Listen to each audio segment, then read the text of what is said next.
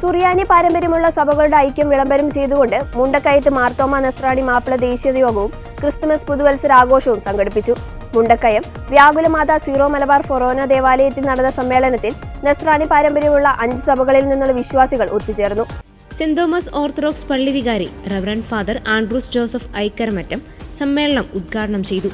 Saint Joseph zero Malankara പള്ളി വികാരി reverend father Mathai Mannur വടക്കേത്തിൽ അധ്യക്ഷത വഹിച്ചു.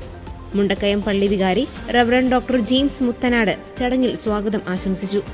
ഫാദർ സിറിൽ തയ്യൽ, ഫാദർ ടിനൂസ് കറിയ, ഫാദർ അലക്സ് മൈലച്ചാൽ, മനോജ് വർഗീസ്, ബിനു പുത്തമ്പുരയ്ക്കൽ എന്നിവർ ആശംസകൾ അർപ്പിച്ച് സംസാരിച്ചു.